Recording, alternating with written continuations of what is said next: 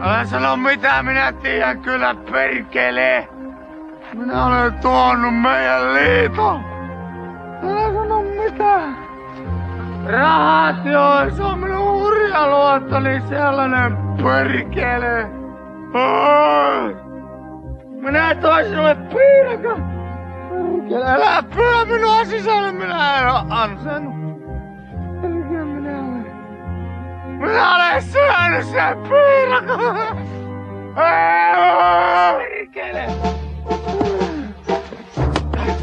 Tuo minulle pyssyli, minä tapaan itseäni, perkele. Älä tuokkaan, minä teen ensin nämä puut. Perkele, minä olen lävitse huono ihminen. Älä nyt perkele minua. Älä sano mitään. Älä sano mitään, älä rankase minua. Älä minä perkeleeni kesytä. Minä ajan päällejäädyksiin perkele. Ensimmäinen kylällä ja pyydän kaikilta anteeksi, että jää teille perkele seliteltävän. Älä sano mitään.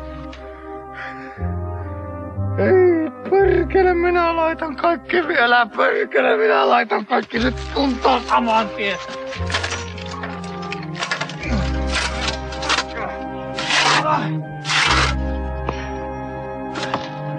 Nyt jos koskaan. Kirsti. Varttitunneksi voisi kallistaa pääni vaikka siihen sohvalle ja vetää pikkusen henkeä kun jatkaa.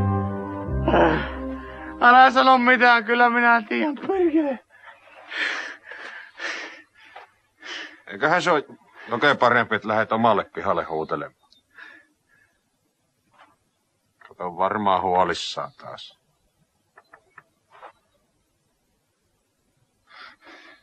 Työ taksi!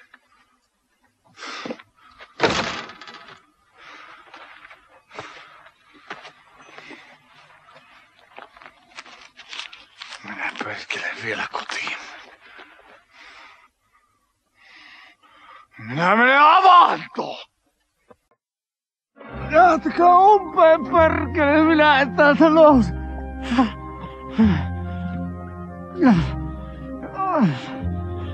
Okei, tuolla taksi on ootellut jonkun aikaa. Tuo Kirstikin soitti, että jos viittit matkalta pizzat, niin... Kato, pojat tietysti nälissään, kun sählyreineissä kylillä ollut taas. Joo, Kirstille 3 ilman oreganoa. Akille 12. Vaan se kysyi, jos voit vaihtaa herkkosienet pepperoni. Pasille. Onko tuo nyt sitten 8 vai 6? Meneehän tuosta nyt sitten sanoo. 6 se on. Pasin käsiala on niin huono. Niin, eipä se Pasi varmaan aura justoa. Kyllä me siitä lähetään, että 8 ja... Olisiko se valkosipuli? Älä valkosipulia, niille ne saa yöunet mennä taas.